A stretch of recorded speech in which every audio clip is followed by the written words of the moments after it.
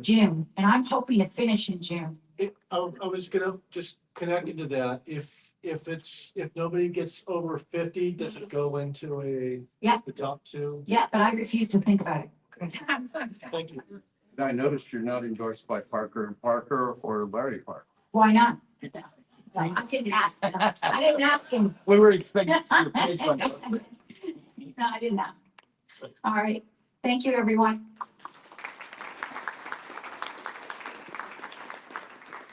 I'd like to bring up Julie Vandergrift and a presentation on what's going on with the, she's running for Murrieta School Board. She's we got to get her elected. Yes. Thank you, guys. So yes, I was on the Murrieta School Board from 2022 to 2024. And then I was booted out by, 110 votes. And then my opponent quit within a year. And anyway, it's a long sordid story, but there's a vacancy, and so I'm running for that.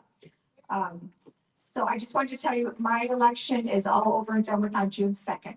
So I've been campaigning whenever the filing deadline was, I think it was early March. I've been campaigning ever since then. And this is my first page of my precincts, and the red ones that are filled in are the ones that I and others, many in this room, have helped me with. Thank you. And then here's the second page. So I've been working for a while here. And anyway, one thing that is really concerning to me, which is what I'm going to talk about today, is something that came up on the agenda when I was not on the board, but I was at my father-in-law's bedside when he was sick, and I was helping the other board members with just keeping an eye on the agenda. And so this was on the agenda in August, and CYBHI, like if you look at the government website, it's all over the place, Children and Youth Behavioral Health Initiative. And so you can go to the next slide now. And then if you could play the video, thank you. For parents and caregivers, getting mental health care for your child may sound complicated, but it's actually pretty simple. ABC simple. A is for access. Children under 26 who attend a public school may get free mental health care right on campus. B is for benefits. No cost, no copays, and no impact on insurance. And C is for confidential. Your child will get services in a way that stays private. Simply give your child's health insurance info and sign a consent form. That's it. Access, benefits, confidential. Easy as ABC. So there's no Sounds great, huh? So you might have noticed at the end of that, it says confidential services stay private, For parents and caregivers, getting but parents stay in the loop. And so that's just a very interesting claim that they're making there. Because what actually happens is they do get the insurance card for all the students. And but if you look at all of the trainings for this program, CYBHI, they're very specific that, well, first of all, the consent can be passive. So when a mother brings her child to enroll, the 33-page annual notification that she has to sign, it's kind of buried in there. So when she signs it, she's consenting unless she does something special to opt out. So that can be the consent right there. The other thing is that in the state of California, there is the medical age of consent for, I'm not sure how comprehensive this is, but I know for sure the medical age of consent in California is 12 for mental health care and also for reproductive health services. What? So that means that, so even if, and that is true, yep. And so even if the parent doesn't sign the consent, if the student is 12 years old or older, they are allowed to do that themselves. Yeah, it's crazy, huh? And most people don't know that. So this was, the other way, so collecting the health insurance card, and the training slide that I have all this at home, but there's different ways they can get the health insurance card. They can do it at enrollment. They can do it if your child's going on a field trip, you give us the health insurance card. The other way is when your child enters a sports program, they'll say, we need your health insurance card. So they have it. And it says on the training, these are examples of ways that we can get the health insurance card. So to me as a mother, obviously I don't have kids in school anymore. I have grandchildren, But that is terrifying to think that parents don't know that this can be happening with their kids. So, all right, the next slide, please.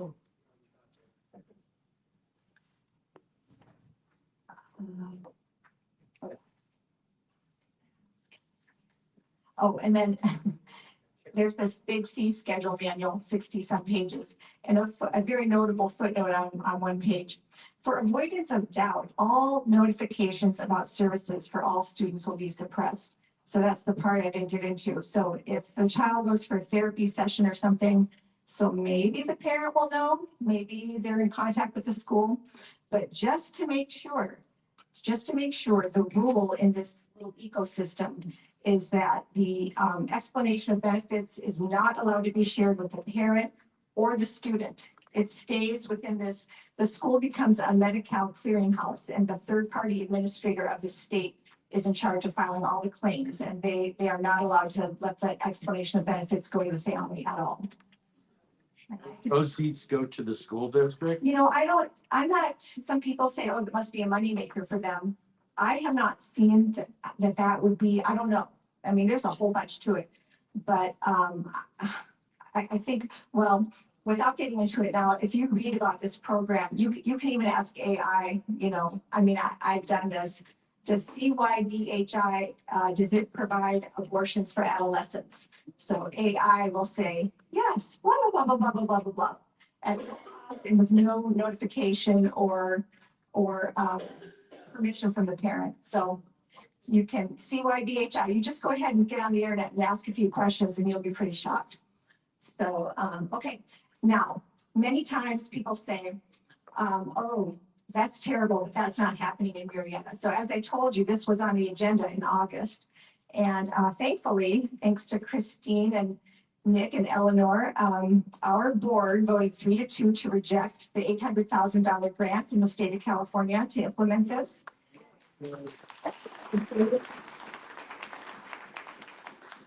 But I guarantee you, as soon as they can, they'll bring it back. So there are many cohorts, I don't know, at least I think last I saw 5 or 6 cohorts of districts who have already implemented this.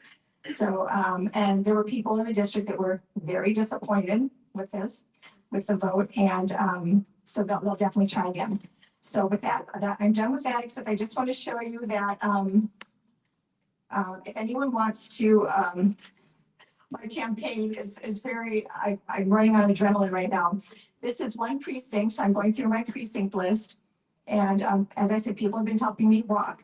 This particular precinct has 841 households in it, and a whole boatload of them are in apartment buildings where I'm not able to walk. So Bob and I are working on a mailing plan.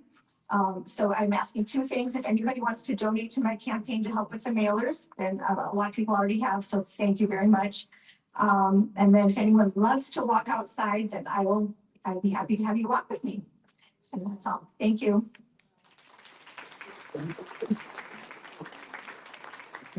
Good job. Thank you. So we actually need to. Came out of your pocket. What? Oh, there you go. Okay, never mind. Our next speaker is Dr. UN Hawks. He is running for Temecula City Council candidate 5, which is Old Town Temecula. She wears many hats: a believer, a scientist, with a PhD, community leader, wife, homeschool mom. For the last 4 years, she served as a community services commissioner for the city of Temecula. Please help me welcome Dr. UN Hawks.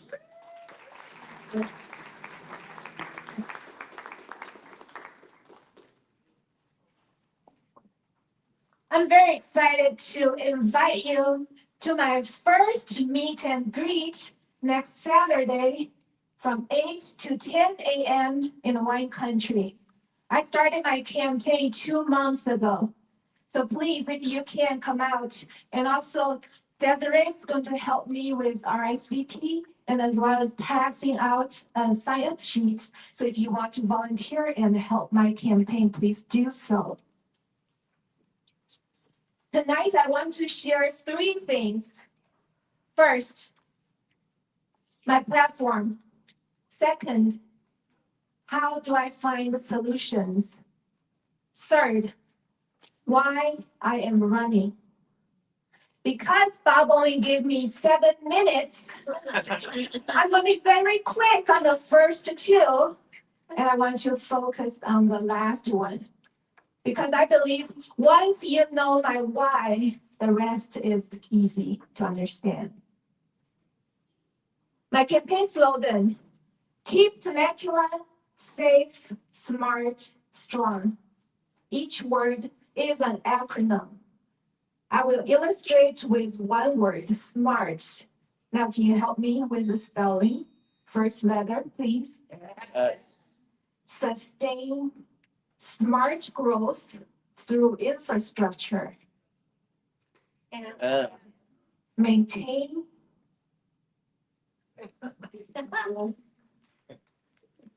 Temecula's quality of life. Align city decisions with community priority. Responsible fiscal discipline. Traffic solutions with smart common sense planning. You can read for the other two on my website. So moving on to the second one, how do I find the solutions? Hands-on, I will go where the problem is. For example, my son and I were volunteering at a nonprofit, and I got to know some of the workers. One of them is Anthony, their cook. He told me they were from a rehab place, and they were there for recovery. Many of them were addicted to drugs, homeless. Some were serving minor sentences. Anthony also told me that he was very excited. He planned to go to a Bible college and become a youth pastor, so he can use his experience as a drug addict.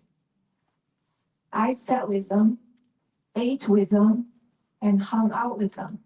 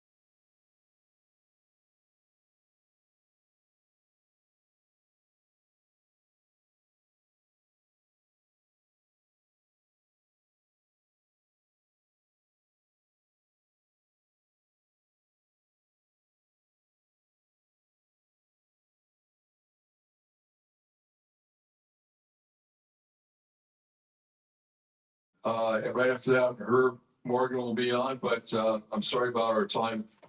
And here you go. All right, everybody. All right, I got a couple of minutes. How you guys doing? Good. That's why we're losing. Come on, I gotta go. That's right. That's right. My name is Shane O'Gara. I'm actually running for mayor of San Diego in 2028. So you can't vote for me now, but just remember me for later.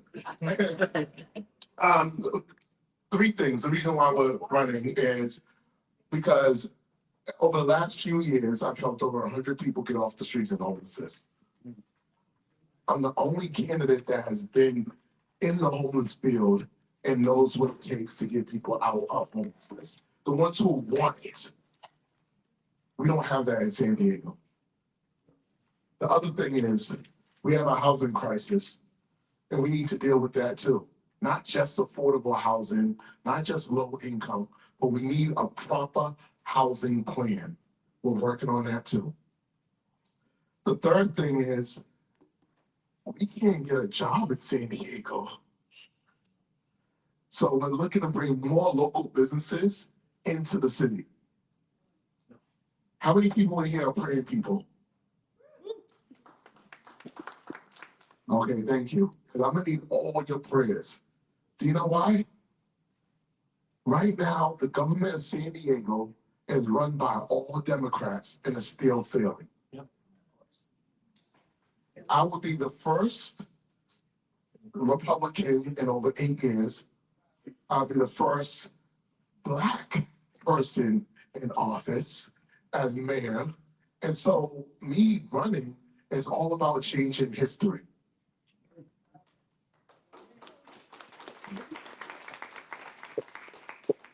So I only got a couple minutes, so I'll tell you a quick story.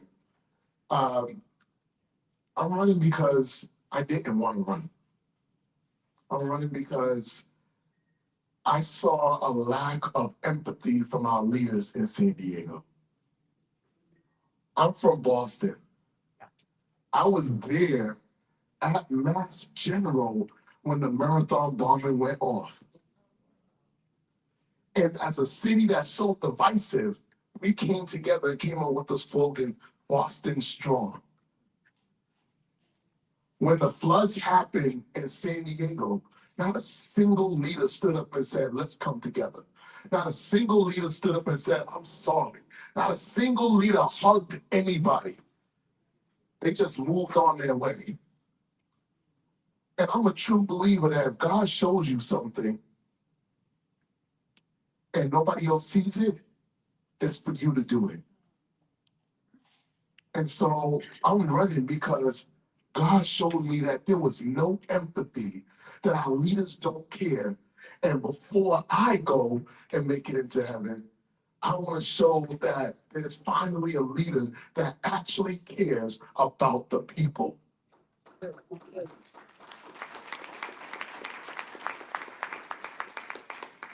So we've been doing it since 2024. We announced in December 2025, and we signed the paper in 2025, and we announced last month. And like I said, I'm here because I want you to know who I am. If each one of y'all have 10 people in San Diego, okay, 10 people in San Diego, just let them know who I am. I need you to help make history. I need you to make a difference in San Diego in 2 years. Because right now, it's failing. And I'll tell you, if I'm not in office, we're going to get the same thing we get now, if not worse. That is my time. Thank you. Yard signs, all around, pick up all the yard signs you want. Also, this volunteer sign up sheet for all the candidates in the back. I just want to let you know that. And now it's time for our main speaker. Unfortunately, it's 8 o'clock already, but not great. It's Herb Morgan. He's running for controller. He's an excellent speaker. He's endorsed by the California Republican Assembly. And let's welcome him right away so that.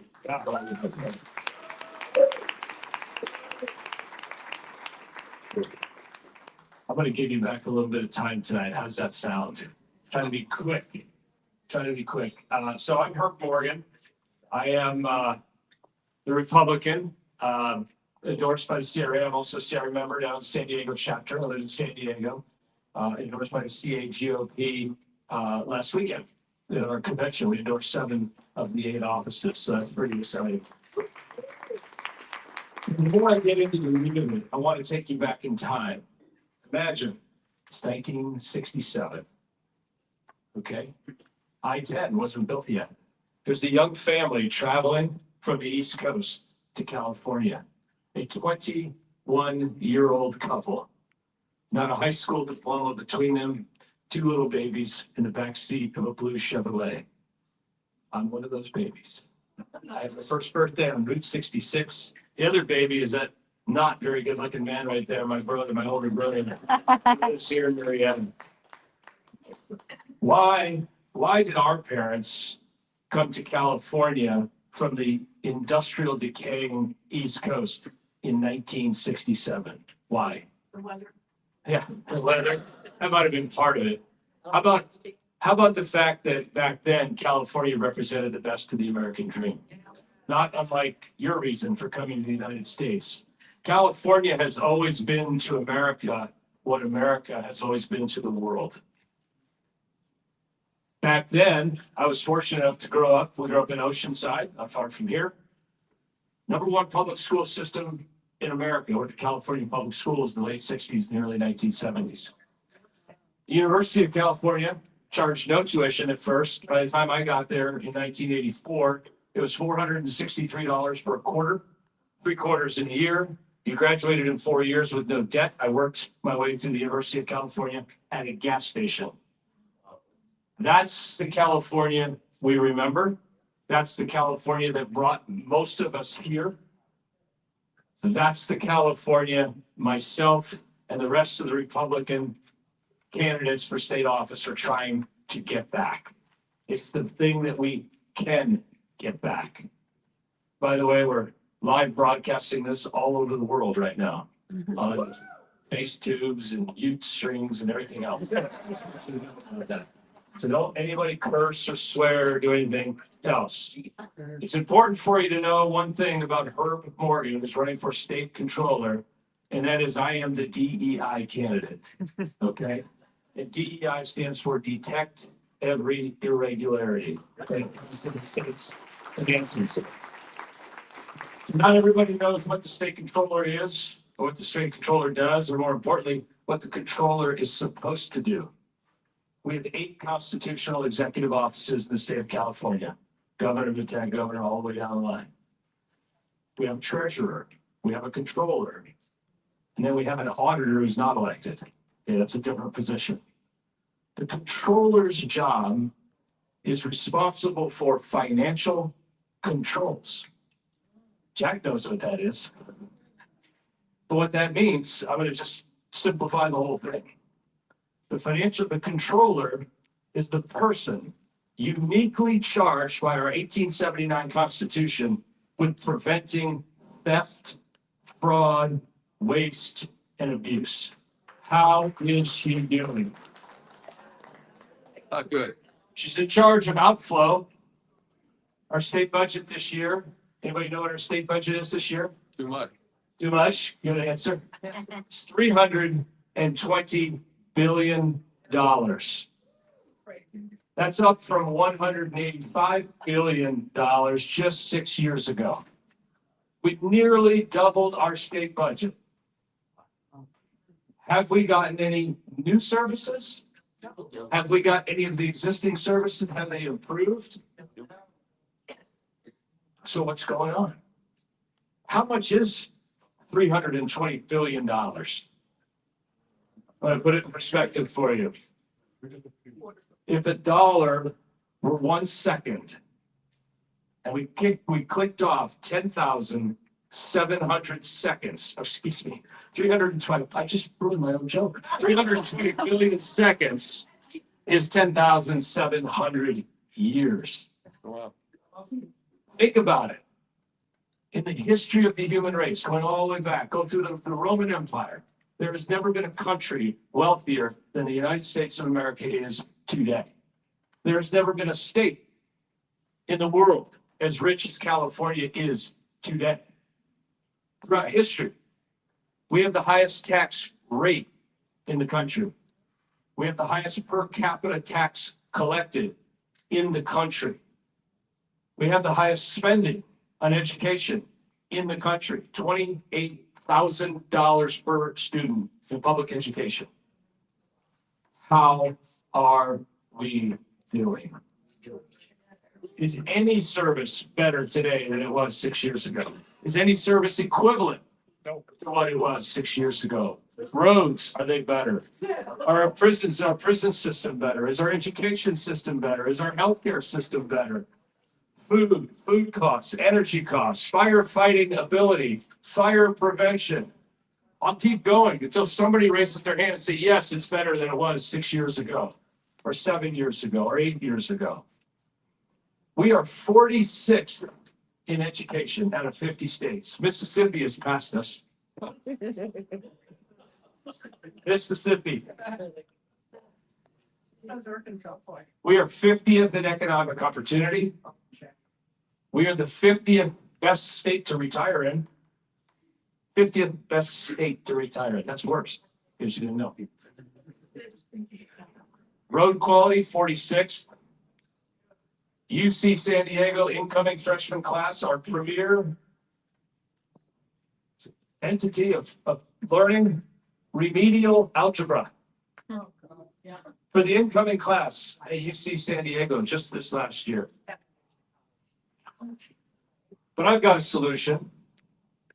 I talked to the leading candidates for governor who I'm running with. We've got our own Sheriff Bianco from here. Everybody likes the sheriff.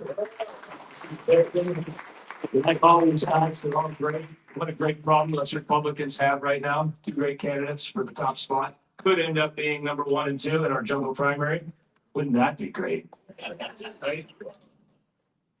I decided we're going to reroute some of that $320 billion budget.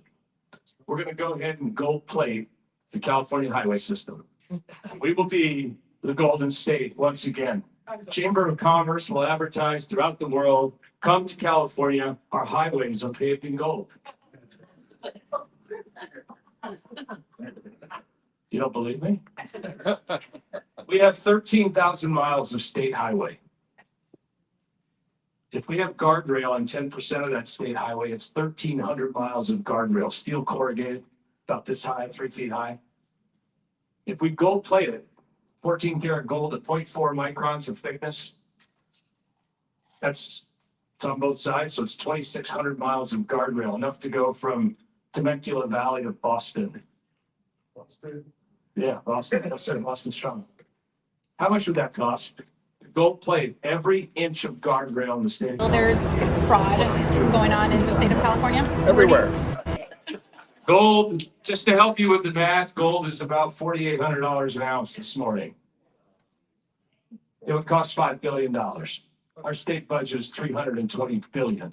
Governor Newsom just think about that. Thank you. Governor Newsom asked for $349 billion for next year. The state legislature will give him more than he asked for, that they do every single year. About 6 months ago, the state controller, I asked you how she's doing. Can we play that little thing now? Humor me. You guys are going to love this. The state controller, the job of the state controller is to stop the fraud. Oh my gosh. There it is. Crank it up. That's been on in the state of California. Everywhere. Well, there's fraud going on in the state of California. Everywhere. Where do you think? Cities, counties, special districts, hospitals, insurance companies. Breaking news, the California Controller's top communications official admits that audits are not getting done. You guys aren't even doing any We're not audits. doing like we're not doing it. Why are you tell guys her. doing the audits though? We did some of them that Yeah. are required, but in order to be more proactive, it requires us to have more staff to be able to do those. And instead of funding us, they cut us. They keep cutting our auditing teams. Dear Bismarck, Thank you. I just had to sit down and write you this little love note. Thank you for delivering my victory in November. I honestly don't know if I could have done it without you. I hope your blind date was good. I hope it was magical. You deserve the very best. I mailed it to him. I'm forever grateful. Herb Morgan.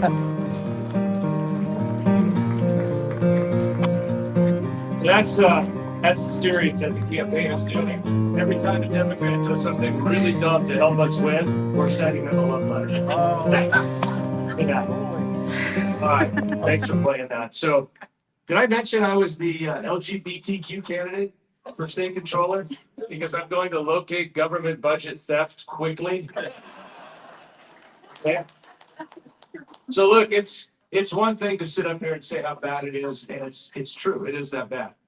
In fact, I wrote a research paper on it. It's on my website. You can download it at herbmorgan.com. For those of you that are empirically inclined, it's 49 pages. So you might, I don't know. I like writing it. But we came up with a number. We said, how much money has been stolen from California? We're all complaining about the service levels, the amount of money that gets to the classrooms, siphoned off from the gasoline tax, you were showing me earlier, 20 billion last year, siphoned off from the lottery, siphoned off from our $800 franchise tax fee for our small businesses. And if you own a little chair in a nail salon, you got to pay $800 every year. The highest auto registration, the highest auto insurance costs in the country. We pay double for electricity of anybody else in the country. We pay 70 cents about a kilowatt hour. The rest of the country's at 35 cents. And so I figured out how much was wasted, stolen, fraud, and abused in the entire state budget over 5 years. I came up with this number. It was $250 billion. I said, wow, what am I going to do with this number? I need to get the Attorney General of California to go out and arrest the people that stole the money. Attorney General is not interested. His name is Rabanta. We don't want Rabanta. So we said, well, let's send it to the federal government. So we wrote it. I sent this paper and this letter and a memo signed, and we sent it to the federal inspectors general and to Pam Bondi's office. And we put it, I had somebody who could get it directly in the hands of President Trump for me. And a private email for President Trump. So we sent my memo and my research paper to President Trump. This was 6 months ago. The very next morning, the president went on Truth Social and he said, the investigation into California fraud has begun. So it started. And you know, there's been some arrests already. How many of those arrests were done by California's own law enforcement people? Zero is exactly the right number. All of these arrests were made by the federal government, by First Assistant U.S. Attorney Bill Asaley, who's doing an amazing job. But now I realized I made a mistake. I gave the president the wrong number. Like, you don't give the wrong number to Donald Trump. That's just not a thing to do. I realized he can't fire me because I'm not elected yet. So we recalculated it. I did make a mistake. I was wrong. It's not $250 billion. It's $425 billion over 5 years. In fact, I brought my chart. Jack would like this because he likes charts like I do. $114 billion over 5 years siphoned out of Medi-Cal, which is our version of Medicaid. $55 billion in the Employment Development Department. You know, during COVID, we suspended. Thank you, Vanna White. We suspended verification for most of our programs, CalWorks, CalFresh, the unemployment. We ran our unemployment trust fund in California to zero. We then borrowed from the federal unemployment trust fund so we could continue to pay benefits to prisoners and gangbangers, all of whom got the memo that they weren't verifying eligibility. All over San Quentin prison, they were cashing checks. That was the money you all paid in. 19 of the 20 states that borrowed from the federal trust fund paid the money back. One state didn't pay it back. We have a $320 billion budget. And over 6 years, we couldn't pay back $20 billion to the federal government. So what did the federal government do? We're not going to just let us steal money from them. They raised the federal unemployment tax effective January 1st of this year. Every employer in the state of California, nobody voted on it, but Gavin Newsom left it out of his budget. and everybody's tax went up, and the cost of living just gets passed right on, or cost of living just keeps going higher and higher and higher. In-home health services, there was 371. J.D. Vance came out here last week and shut down, or 377 fraudulent hospice centers. I said in-home health, that's a different program. Fraudulent hospice centers last week. Not in California, just in one county, Los Angeles County. So is there? I love when they get on those. There's no fraud. That's just MAGA. They said I was doing MAGA math. MAGA math. All that time in college, I just learned MAGA math. Thank you for that. Thank you for holding that By up. the way, is this saying K through 12 education programs, 35 billion in fraud? Wasted, fraud, and abuse. Not all necessarily criminal fraud. Wow. But yeah, inefficiencies. And by the way, these numbers, so where'd you get these numbers? I got them from three sources. The LAO, Legislative Analyst Office, the state auditor's own reports, and the governor's own budgets. There's no hyperbole. And by the way, if it comes in an auditor's report, as Jack will attest, that's conservative. They won't put anything in there unless they know. So the reality is the number's far bigger. There's no, and I gotta say this one time. We are the compassionate party, not the Democrats, right? Whether it was Abraham Lincoln declaring slavery a moral evil, those radical Republicans for the 15th Amendment, that crazy radical Republican Susan B. Anthony, who fought for the women's right to vote, Eisenhower sending the troops into Little Rock, the civil rights in 1964, those all started with Republicans. So why do they have this monopoly on compassion? That's just not true. Absolutely not true. So we got this problem. It's waste, it's fraud, it's abuse. The numbers are absolutely massive. We're going to gold plate the highway system. My parents drove out here in 1967. My brother and I were in the back seat. We fought a lot. I beat him up more than he could beat me up. Yeah, he's older. Look at, he's a lot older. Jeez. So I mentioned I was the DEI candidate. I mentioned I was the LGBTQ candidate. But I'm also the first Republican trans candidate in California state history. Because we have a plan, we actually have a plan to fix this. And all kidding aside, I do like to make jokes, but it's a boring subject, finance, right? So they have to be memorable. We call it that program. Everybody, let's hear it. What's the name of the program? Transparency.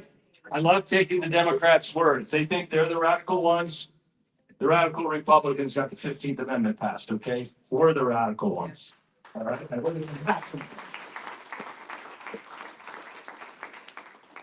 So radical transparency is very, very easy and very simple. Everybody here has a cell phone, right? Everybody here has a credit card. You go to Starbucks, you get your coffee. 10 seconds later, what do you get on your cell phone? A notification from your credit card that you spent $5 on a cup of coffee, right? That's called a transaction report. How much did that transaction report cost you? Cost you nothing. Why does your credit card company provide you with a transaction report? They're hoping to do what? To stop fraud. Yes, sir. You should be mayor. They're hoping to prevent fraud or minimize the instances of fraud. We have technology now that will deliver transaction level reporting. So I started thinking about this about a year ago. All this fraud in California, this would be easy to fix. Whose job is it? And that's when I learned it's the state controller job, not the governor, not the treasurer, the controller. And the controller has these constitutional powers. Number one power is to demand the reporting in any manner they see fit. So the controller dictates the method of financial reporting. We're still doing reporting like we did in 1879. And we wait for a financial end of year report. It's consolidated. They send a notebook by US mail. Who does that? I haven't even written a check in the last 10 years, right? I will demand daily transaction level reporting. I am the trans candidate. Transparency, transactions, transforming state government. Okay. The state controller is the one who's in charge of releasing all the money. The state controller has supervisorial financial authority over all the state agencies, all the state entities, all the state subsidiaries. What are the subsidiaries? 58 counties, including Riverside. 483 cities. The High-Speed Rail Authority. The Annenberg Wildlife Crossing. We just drove through it yesterday. It's very interesting. I feel sorry for those little lines because there's no ramp. It's just the top and it's already landscaped. It's very strange. $110 million bridge that doesn't work. So when I can precondition the release of state funds. There's a couple of mayors in the room, right? Who's the mayor? I have mayor. Mr. Mayor, you're gonna, I'm gonna say you don't get your money until you agree to my reporting. What's my reporting? A secure electronic connection between your bank account and your credit cards and your staff, so that every time they use that credit card or every time you write a check, no extra work on your part, in fact, less work, a transaction report will be deposited in a database. That database will be open to any member of the public. Everybody can view the database, every transaction, every day online. We have the technology to do it. We're going to write it to something called the blockchain ledger, which is unhackable and immutable. It's the greatest place you could possibly store data. And then what we're going to build, we don't need more staff. We don't need more budget. We don't need more unions. We don't need a meet and confer. We certainly don't need a biodiversity study to do it. We are simply going to use artificial intelligence to analyze every transaction every day. So I wrote a second white paper. The second white paper is called Radical Transparency: A Path to Fixing the State's Financial Systems. So we write these programs, we get this code. We have unlimited ability to analyze data today that we didn't have even 5 years ago because of artificial intelligence, right? So suddenly, every transaction, everything is visible, and the fraud just starts to go away. Because when the mayor is out and he's taking a constituent to dinner or a vendor or whatever you're doing, and he swipes his credit card, he's going to know. If it's a legitimate function of state government or city government, that's okay. Nothing wrong with that. Kind of know. But everybody, The credit card from the mayor so that he's not spending the taxpayer. well, there's a good idea too. But we'll see everything in what I call near time, same day, every transaction. In addition to seeing every transaction and building this complex financial system, which, by the way, we're going to build online. We're not going to use the state's antiquated 1972 MS-DOS systems, right? We're not going to go through all this stuff you got to go through to get things done at the state. We will use AI technology to make the connections. So if the mayor gave a paving contract to a road paver in town, and they happen to be in college together 30 years ago, that connection can be made now with artificial intelligence.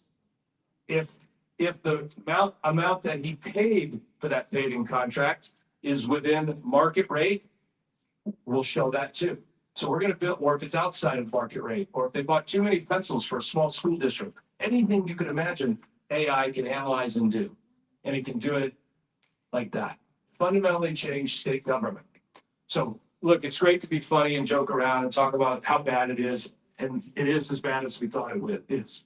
But the solution's easier than anybody thinks it is. I watch every day in total frustration. Total frustration. We're going to blame Newsom. Well, it's true. I mean, Newsom's a moron. But it's Malia Cohen's fault. That's the person. That's the person whose job it is to prevent the fraud. That is literally her only job. I'm running against Malia Cohen. She is a kind person. She is a decent person. She is a loving person. She's a mother. She's a wife. None of those make her qualified to be the state controller. Right? I spent 39 years in finance. I retired 2 weeks ago as a senior managing director for one of the largest Wall Street firms called Cantor Fitzgerald. So I'm fully retired, fully dedicated. I want to come back. I'm essentially volunteering. I want to help my state, the state that I grew up in and that I love, that my parents came here for, with the 2 little babies. And then they had 2 more, and it's sisters, sisters. And they came here for that. We can fix California. We can take it back. I want to say we have a lot of fun stuff. In addition, we have these inappropriate. I'm just saying this is not anything anybody should ever wear. This is a t-shirt. You can come get them in the back. You can visit Makiko. She has these great shirts. We have cups that say the same inappropriate thing on them. If you'd like to help out, we have to travel the state, 58 counties, right? It's a big, big state, so we do need financial support. She has envelopes. You raise your hand, she'll bring you one, or you can stop by and she can see you. Oh, right here. We need help. So I think I gave you a lot of your time back, which was good. But is there any questions? We take a couple questions. I can get that. There's a microphone under there that I'll use to Okay. people. There you go. I know Jack's got his hand up.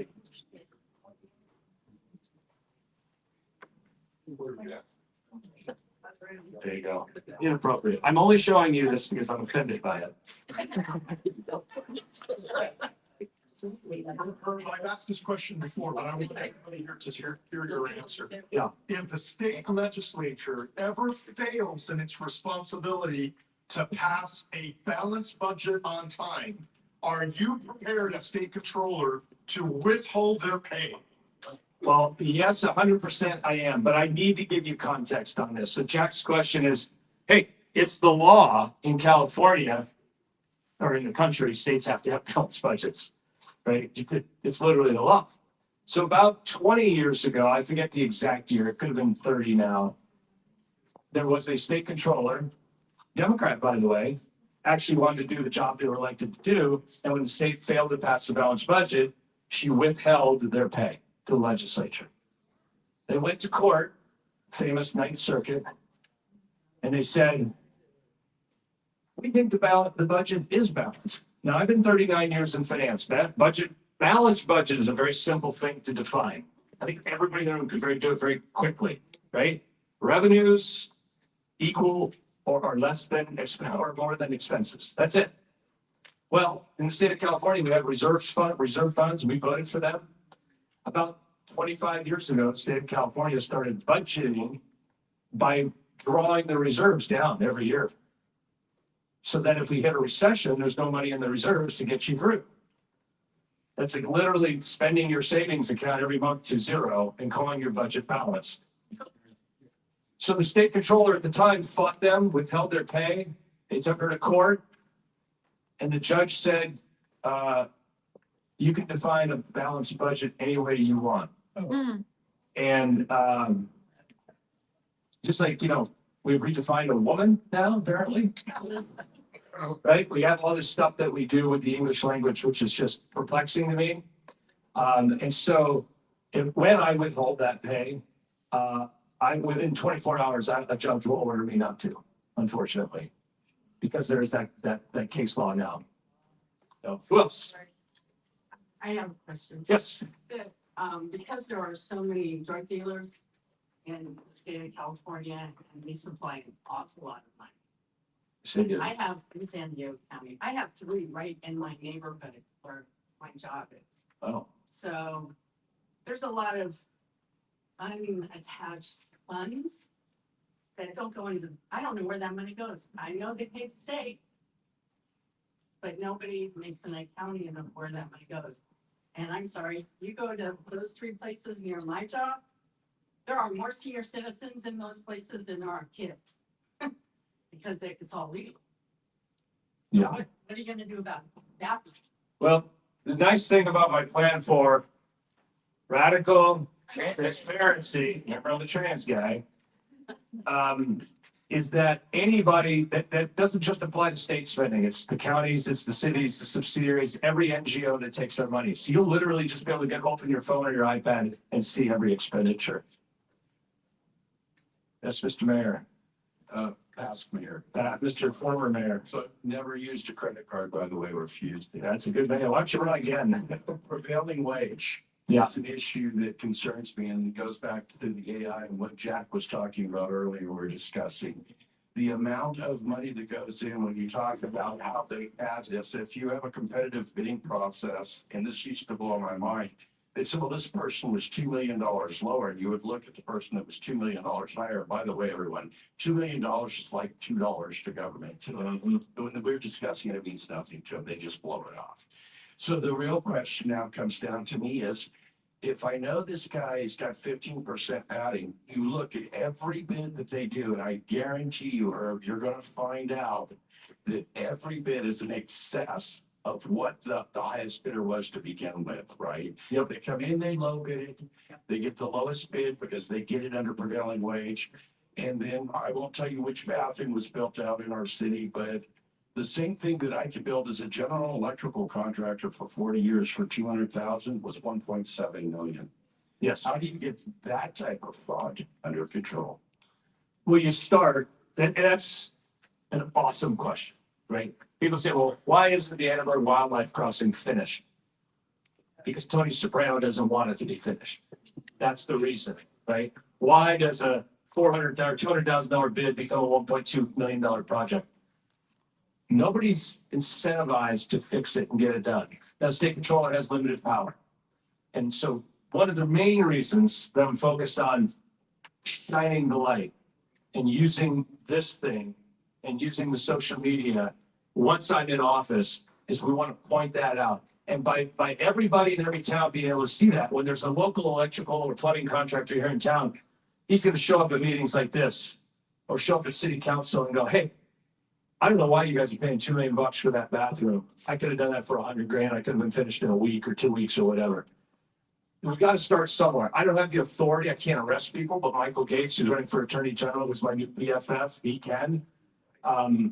But once everybody sees everything, then you can start to make those changes. That's why radical transparency. It is radical. It's a crazy idea that would bring government out of the shadows and into the open. Yeah, last question. Okay, a couple things. Number one, we're probably number one in fraud, and I wanted to say exactly what he was saying. I used to work for a builder for 20 years anyway. And I was thinking about Jerome Powell, where he's spending an additional $1 billion on that Federal Reserve. It's a renovation.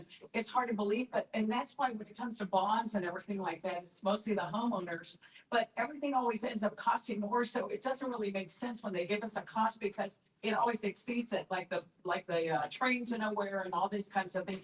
How do we rein in those costs exactly? Because they go like Dianne Feinstein's husband, Richard Bloom, he got the bullet train contract. How do It's not even alive. He got the contract. Yes. Well, how do we bring in those costs because they're always phony? Yeah, it's back to the same thing. First of all, bonds are for getting out of jail. I didn't know there was another kind until I heard Jack's presentation. Just kidding. I've never been a customer of the bail bonds agency. I just want to be clear about that. But the way you do it is you got to expose it and get people talking about it. Really the same answer. And that's where it starts with transparency. Transparency leads to truth. So really, hey, thank you everybody for letting me be here.